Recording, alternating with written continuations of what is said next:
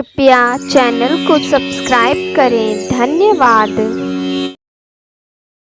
चक्रधारी विष्णु की लीला है महान, देते हैं अपने भक्तों को खुशियों का वरदान। राधे राधे हरे कृष्णा प्रिय मित्रों, आप सभी को पूर्णिमा व्रत की हार्दिक शुभकामनाएं। माता लक्ष्मी और श्री हरि विष्णु के चरण कमलों का ध्यान करते हुए पूर्णिमा तिथि पर सुनते हैं श्री सत्यनारायण भगवान की पुण्य फलदायी कथा। मित्रों, श्री सत्यनारायण भगवान की कथा पूरे लोक में प्रचलित है। हिंदू धर्मावलंबियों के बीच सबसे प्रतिष्ठित व्रत कथा के रूप में भगवान विष्णु के सत्य स्वरूप की सत्यनारायण व्रत कथा है। सत्य को नारायण यानी कि विष्णु जी के रूप में पूजना ही सत्यनारायण भगवान की पूजा है। इसका दूसरा अर्थ यह भी है कि संसार में एकमात्र भगवान नारायण ही सत्य हैं, बाकी सब मोह माया है। धरती लोक पर भगवान श्री हरि विष्णु की पूजा कई रूपों में की जाती है, परंतु इन सभी रूपों में से भगवान का सत्यनारायण स्वरूप सबसे ज्यादा पवित्र माना जाता है। सत्यनारायण व्रत कथा के मूल पाठ में लगभग 170 श्लोक उपलब्ध है, जो कि 5 अध्यायों में बंटे हुए हैं और जिनकी कथा इस प्रकार से है। पौराणिक कथा अनुसार एक समय की बात है, नैमिषारण्य तीर्थ में शौनिकादि ऋषि और अन्य ऋषियों ने श्री सूत जी से पूछा, हे प्रभु, इस कलयुग में वेद विद्या रहित मनुष्यों को प्रभु कृपा किस प्रकार मिल सकती है तथा उनका उद्धार कैसे होगा। हे मुनि श्रेष्ठ, कोई ऐसा पूजन, कोई ऐसा व्रत बताइए जिससे थोड़े समय में ही मनुष्यों को पुण्य और मनवांछित फल भी मिल जाए। इस प्रकार की कथा सुनने की हम इच्छा रखते हैं। सर्व शास्त्रों के ज्ञाता श्री सूत जी बोले, हे वैष्णवों, आप सभी ने प्राणियों के हित की बात पूछी है, इसलिए मैं एक ऐसे श्रेष्ठ व्रत के बारे में आप लोगों को अवश्य ही बताऊंगा, जिसे स्वयं नारद जी ने प्रभु श्री नारायण जी से पूछा था। आप सब इस अनंत सुख देने वाले व्रत का महात्म्य ध्यान पूर्वक सुनिए। एक समय की बात है, योगीराज नारद जी सर्व प्राणियों के हित की इच्छा रखते हुए अनेकों लोकों में घूमते हुए मृत्युलोक में आ पहुंचे। यहाँ उन्होंने अनेक योनियों में जन्मे सभी मनुष्यों को अपने कर्मों द्वारा अनेकों दुखों से पीड़ित देखा। उनका दुख देख नारद जी सोचने लगे कि ऐसा कौन सा यत्न किया जाए जिसके करने से निश्चित रूप से मानव के सभी दुखों का अंत हो जाए। इसी विचार पर मंथन करते हुए वह विष्णुलोक में पहुंचे। वहां वह देवों के ईश श्री नारायण की स्तुति करने लगे, जिनके हाथों में शंख, चक्र, गदा और पद्म थे और गले में वरमाला पहने हुए थे। स्तुति करते हुए नारद जी बोले, हे भगवान, आप अनंत शक्ति से संपन्न हैं। आपका आदि तथा अंत नहीं है। निर्गुण स्वरूप सृष्टि के पालन करता आप भक्तों के दुख को दूर करने वाले हैं। आपको मेरा नमन है। नारद जी की स्तुति सुनकर विष्णु भगवान बोले, हे मुनिश्रेष्ठ, आपके मन में क्या बात है? आप किस कार्य के लिए पधारे हैं? उसे निसंकोच होकर कहो। इस पर नारद मुनि बोले, हे प्रभु, मृत्युलोक में अनेक योनियों में जन्मे मनुष्य अपने कर्मों के द्वारा अनेकों दुख से दुखी हो रहे हैं। हे नाथ, आप मुझ पर दया करते हैं, तो बताइए कि मनुष्य थोड़े प्रयास से ही अपने दुखों से कैसे छुटकारा पा सकते हैं। श्रीहरि बोले, हे नारद, मनुष्यों की भलाई के लिए तुमने बहुत अच्छी बात पूछी है, जिसके करने से मनुष्य मोह माया से छूट जाता है। वह बात मैं कहता हूँ, ध्यान पूर्वक सुनो। यह स्वर्ग लोक व मृत्युलोक दोनों में एक दुर्लभ उत्तम व्रत है, जो पुण्य देने वाला है। आज प्रेमवश होकर मैं उसे तुमसे कहता हूँ।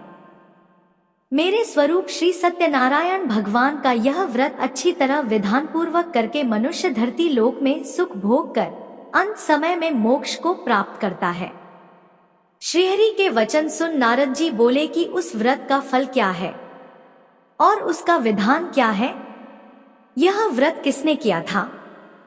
सभी कुछ विस्तार से बताएं। नारद जी की बात सुनकर श्रीहरि बोले, दुख व शोक को दूर करने वाला यह व्रत सभी स्थानों पर विजय दिलाने वाला है। मानव को भक्ति व श्रद्धा के साथ शाम के समय श्री सत्यनारायण की पूजा धर्म परायण होकर ब्राह्मणों व बंधुओं के साथ करनी चाहिए। भक्ति भाव से ही नैवेद्य, केले का फल, घी, दूध और गेहूं का आटा सवाया ले। गेहूं के स्थान पर साठी का आटा, शक्कर तथा गुड़ लेकर वह सभी भक्षण योग्य पदार्थों को मिलाकर भगवान का भोग लगाए। इस तरह से सत्यनारायण भगवान का यह व्रत करने पर मनुष्य की सारी इच्छाएं निश्चित रूप से पूरी होती हैं। इस कलिकाल अर्थात कलयुग में मृत्युलोक में मोक्ष का यही एक सरल उपाय बताया गया है। मित्रों, श्री सत्यनारायण कथा का प्रारंभ भगवान विष्णु और नारद जी के वार्तालाप से होते हुए श्रीहरि के सत्यनारायण व्रत एवं पूजन की विधि के वर्णन के साथ राजा उल्कामुख, गरीब लकड़हारा, निर्धन ब्राह्मण, साधु वैश्य, लीलावती, कलावती, धनवान व्यवसायी, राजा तुंगध्वज एवं गोपगणों की कथा तक है। सूत जी बोले, हे ऋषियों, जिसने पहले समय में इस व्रत को किया था उसका इतिहास मैं कहता हूँ, आप ध्यान पूर्वक सुनो। रमणीय काशी नामक नगर में कोई अत्यंत निर्धन ब्राह्मण रहता था। भूख और प्यास से व्याकुल होकर वह प्रतिदिन पृथ्वी पर भटकता रहता था। भगवान ने उस दुखी को देखकर वृद्ध का रूप धारण करके उस द्विज से आदर पूर्वक पूछा, हे निर्धन ब्राह्मण, प्रतिदिन अत्यंत दुखी होकर तुम किस लिए पृथ्वी पर भ्रमण करते रहते हो? हे द्विजश्रेष्ठ, यह सब बतलाओ, मैं सुनना चाहता हूँ। वो बोला, हे प्रभु, मैं अत्यंत दरिद्र हूँ और भिक्षा के लिए ही पृथ्वी पर घूमा करता हूँ। यदि मेरी इस दरिद्रता को दूर करने का आप कोई उपाय जानते हो तो कृपा पूर्वक बतलाइए। विष्णु रूपी वृद्ध बोला, हे मानव, सत्यनारायण भगवान अनन्य फल को देने वाले हैं। तुम उनका व्रत करो, जिसे करने से मनुष्य सभी दुखों से मुक्त हो जाता है। व्रत के विधान को कहकर वृद्ध रूपी भगवान विष्णु वहीं पर अंतर्धान हो गए। ब्राह्मण मन ही मन सोचने लगा कि जिस व्रत को वृद्ध ब्राह्मण करने को कह गया है, मैं उसे जरूर करूंगा। यह निश्चय करने के बाद उसे रात में नींद नहीं आई।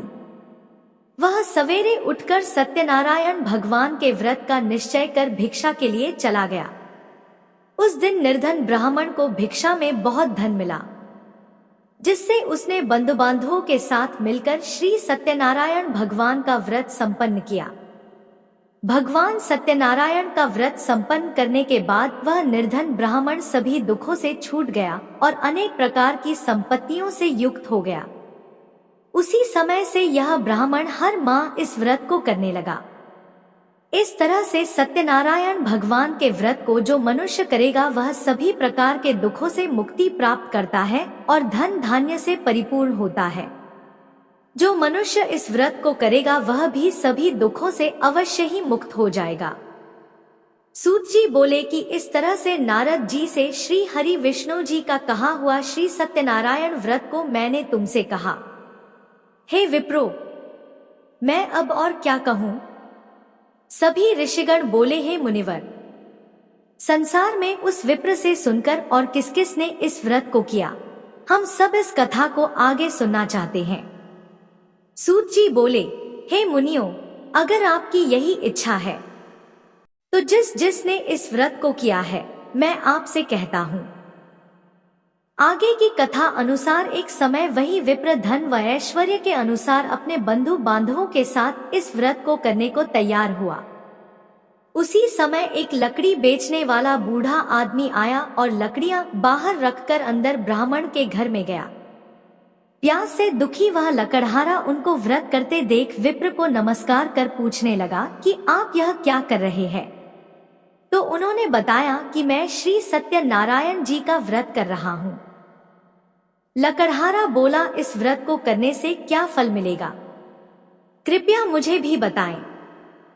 ब्राह्मण ने कहा कि सब मनोकामनाओं को पूरा करने वाला यह सत्यनारायण भगवान का व्रत है। इनकी कृपा से ही मेरे घर में धन धान्य आदि की वृद्धि हुई है। विप्र से सत्यनारायण व्रत के बारे में जानकर लकड़हारा बहुत प्रसन्न हुआ। चरणामृत लेकर व प्रसाद खाने के बाद वह अपने घर गया।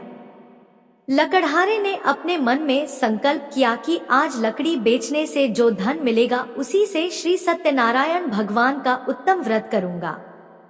मन में इस विचार को ले बूढ़ा आदमी सिर पर लकड़ियां रख उस नगर में बेचने गया जहां धनी लोग ज्यादा रहते थे। उस दिन नगर में उसे अपनी लकड़ियों का दाम पहले से 4 गुना अधिक मिलता है।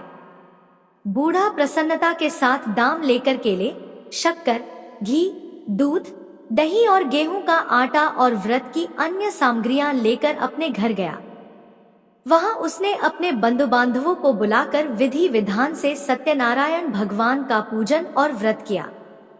इस व्रत के प्रभाव से वह बूढ़ा लकड़हारा धन धान्य और पुत्र रत्न आदि से युक्त होकर संसार के समस्त सुख भोग कर अंत काल में बैकुंठ धाम चला गया।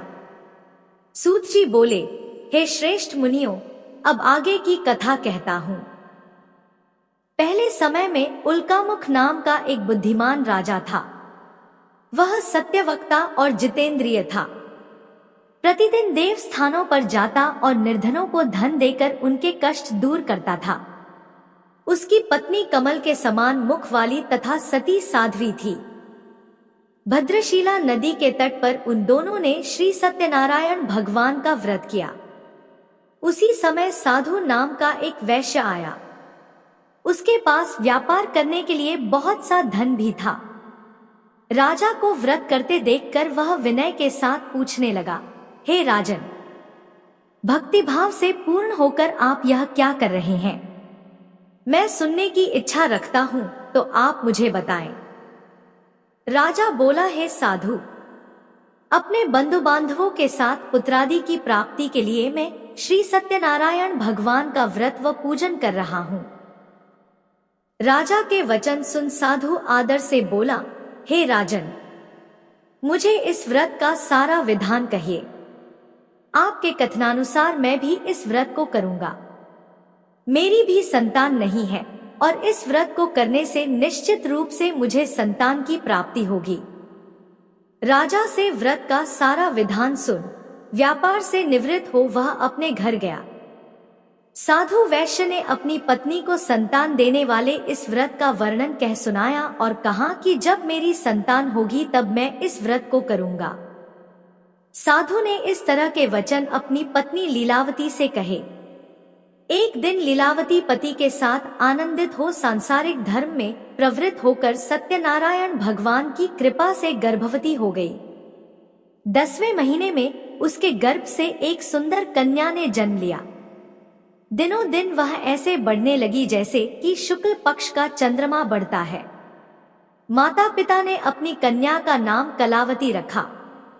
एक दिन लीलावती ने मीठे शब्दों में अपने पति को याद दिलाया कि आपने सत्यनारायण भगवान के जिस व्रत को करने का संकल्प किया था उसे करने का समय आ गया है।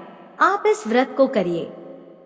साधु बोला कि हे प्रिय, इस व्रत को मैं उसके विवाह पर करूंगा।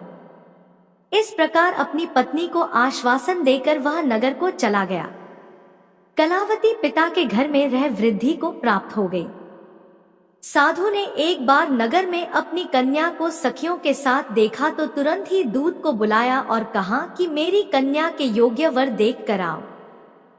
साधु की बात सुनकर दूत कंचन नगर में पहुंचा और वहां देखभाल कर लड़की के सुयोग्य वाणिक पुत्र को ले आया। सुयोग्य लड़के को देख साधु ने बंधु बांधवों को बुलाकर अपनी पुत्री का विवाह कर दिया, लेकिन दुर्भाग्य की बात ये कि साधु ने अभी भी श्री सत्यनारायण भगवान का व्रत नहीं किया। इस पर श्री भगवान क्रोधित हो गए और श्राप दिया कि साधु को अत्यधिक दुख मिले। अपने कार्य में कुशल साधु बनिया जमाई को लेकर समुद्र के पास स्थित होकर रत्नासारपुर नगर में गया। वहां जाकर दामाद ससुर दोनों मिलकर चंद्रकेतु राजा के नगर में व्यापार करने लगे। एक दिन भगवान सत्यनारायण की माया से एक चोर राजा का धन चुराकर भाग रहा था। उसने राजा के सिपाहियों को अपना पीछा करते देख चुराया हुआ धन वहां रख दिया जहां साधु अपने जमाई के साथ ठहरा हुआ था। राजा के सिपाहियों ने साधु वैश्य के पास राजा का धन पड़ा देखा तो वह ससुर जमाई दोनों को बांधकर प्रसन्नता से राजा के पास ले गए और कहा कि उन दोनों चोरों हम पकड़ लाए हैं, आप आगे की कार्यवाही की आज्ञा दें। राजा की आज्ञा से उन दोनों को कठिन कारावास में डाल दिया गया और उनका सारा धन भी उनसे छीन लिया गया। श्री सत्यनारायण भगवान से श्राप से साधु की पत्नी भी बहुत दुखी हुई। घर में जो धन रखा था उसे चोर चुरा ले गए। शारीरिक तथा मानसिक पीड़ा व भूख प्यास से अति दुखी हो अन्न की चिंता में कलावती के ब्राह्मण के घर गई। वहां उसने श्री सत्यनारायण भगवान का व्रत होते देखा, फिर कथा भी सुनी। वह प्रसाद ग्रहण कर वह रात को घर वापस आई। माता के कलावती से पूछा कि हे पुत्री, अब तक तुम कहाँ थी? तेरे मन में क्या है? कलावती ने अपनी माता से कहा, हे माता, मैंने एक ब्राह्मण के घर में श्री सत्यनारायण भगवान का व्रत देखा है। कन्या के वचन सुन लीलावती भगवान के पूजन की तैयारी करने लगी। लीलावती ने परिवार व बंधुओं सहित सत्यनारायण भगवान का पूजन किया और उनसे वर मांगा कि मेरे पति तथा जमाई शीघ्र घर आ जाएं। साथ ही यह भी प्रार्थना की कि हम सबका अपराध क्षमा करें। श्री सत्यनारायण भगवान इस व्रत से संतुष्ट हो गए और राजा चंद्रकेतु को सपने में दर्शन दे कहा कि हे राजन, तुम उन दोनों वैश्यों को छोड़ दो और तुमने उनका जो धन लिया है उसे वापस कर दो। अगर ऐसा नहीं किया तो मैं तुम्हारा धन, राज्य व संतान सभी को नष्ट कर दूंगा। राजा को यह सब कहकर वह अंतर्धान हो गए। प्रात काल सभा में राजा ने अपना सपना सुनाया, फिर बोले कि बणिक पुत्रों को कैद से मुक्त कर सभा में लाओ। दोनों ने आते ही राजा को प्रणाम किया। राजा मीठी वाणी में बोला, हे महानुभावों, भाग्यवश सा कठिन दुख तुम्हें प्राप्त हुआ है, लेकिन अब तुम्हें कोई भय नहीं है। सा कह राजा ने उन दोनों को नए वस्त्राभूषण भी पहनाए और जितना धन उनका लिया था उससे दुगुना धन वापस कर दिया। दोनों वैश्य अपने घर को चल दिए। वैश्य ने मंगलाचार कर अपनी यात्रा आरंभ की और अपने नगर की ओर चल दिए। उनके थोड़ी दूर जाने पर एक दंडी वेशधारी श्री सत्यनारायण ने उनसे पूछा, हे साधु, तेरी नाव में क्या है? अभिवाणी वणिक हंसता हुआ बोला, हे दंडी, आप क्यों पूछते हो? क्या धन लेने की इच्छा है? मेरी नाव में तो बेल व पत्ते भरे हुए हैं। वैश्य के कठोर वचन सुन भगवान बोले, तुम्हारा वचन सत्य हो। दंडी ऐसे वचन कह वहां से दूर चले गए। कुछ दूर जाकर समुद्र के किनारे बैठ गए। दंडी के जाने के बाद साधु वैश्य ने नित्य क्रिया के पश्चात नाव को ऊंची उठते देखकर अचंभा माना और नाव में बेलपत्ते आदि देख वह मूर्छित हो जमीन पर गिर पड़ा। मूर्छा खुलने पर वह अत्यंत शोक में डूब गया। तब उसका दामाद बोला कि आप शोक ना मनाएं, यह दंडी का शाप है, इसलिए हमें उनकी शरण में जाना चाहिए, तभी हमारी मनोकामना पूरी होगी। दामाद की बात सुनकर वह दंडी के पास पहुंचा और अत्यंत भक्तिभाव नमस्कार करके बोला, मैंने आपसे जो जो असत्य वचन कहे थे उनके लिए मुझे क्षमा दे। ऐसा कहकर महान शोकातुर हो रोने लगा। तब दंडी भगवान बोले, हे वणिक पुत्र, मेरी आज्ञा से बार बार तुम्हें दुख प्राप्त हुआ है, तू मेरी पूजा से विमुख हुआ। साधु बोला, हे भगवान, आपकी माया से ब्रह्मा आदि देवता भी आपके रूप को नहीं जानते, तब मैं अज्ञानी कैसे जान सकता हूँ? आप प्रसन्न होइए, अब मैं सामर्थ्य के अनुसार आपकी पूजा करूंगा। मेरी रक्षा करो और पहले के समान नौका में धन भर दो। साधु वैश्य के भक्तिपूर्वक वचन सुनकर भगवान प्रसन्न हो गए और उसकी इच्छानुसार वरदान देकर अंतर्धान हो गए। ससुर जमाई जब नाव पर आए तो नाव धन से भरी हुई थी। फिर वहीं अपने अन्य साथियों के साथ सत्यनारायण भगवान का पूजन कर अपने नगर को चल दिए। जब नगर के नजदीक पहुंचे तो दूत को घर पर खबर करने के लिए भेज दिया। दूत साधु की पत्नी को प्रणाम कर कहता है कि मालिक अपने दामाद सहित नगर के निकट आ गए हैं। दूत की बात सुन साधु की पत्नी लीलावती ने बड़े हर्ष के साथ सत्यनारायण भगवान का पूजन कर अपनी पुत्री कलावती से कहा कि मैं अपने पति के दर्शन को जाती हूँ, तू कार्य पूर्ण कर शीघ्र आ जा। माता के से वचन सुन कलावती जल्दी में प्रसाद छोड़ अपने पति के पास चली गई। प्रसाद की अवज्ञा के कारण श्री सत्यनारायण भगवान रुष्ट हो गए और नाव सहित उसके पति को पानी में डुबो दिया। कलावती अपने पति को वहां ना पाकर रोती हुई जमीन पर गिर गई। नौका को डूबा हुआ देख व कन्या को रोता देख साधु दुखी होकर बोला कि हे प्रभु, मुझसे तथा मेरे परिवार से जो भूल हुई है उसे क्षमा करें। साधु के दीन वचन सुनकर श्री सत्यनारायण भगवान प्रसन्न हो गए और आकाशवाणी हुई, हे साधु, तेरी कन्या मेरे प्रसाद को छोड़कर आई है, इसलिए उसका पति अदृश्य हो गया है। यदि वह घर जाकर प्रसाद खाकर लौटती है तो इसे इसका पति अवश्य मिलेगा। ऐसी आकाशवाणी सुन कलावती घर पहुंचकर प्रसाद खाती है और फिर आकर अपने पति के दर्शन करती है। उसके बाद साधु अपने बंधु बांधवों सहित श्री सत्यनारायण भगवान का विधि विधान से पूजन करता है। इस लोक का सुख भोग वह अंत में स्वर्ग जाता है। सूत जी बोले, हे ऋषियों, मैं और भी एक कथा सुनाता हूँ, उसे भी ध्यान पूर्वक सुनो। प्रजापालन में लीन तुंगध्वज नाम का एक राजा था। उसने भी भगवान का प्रसाद त्याग कर बहुत ही दुख सहन किया। एक बार वन में जाकर वन्य पशुओं को मारकर वह बड़ के पेड़ के नीचे आया।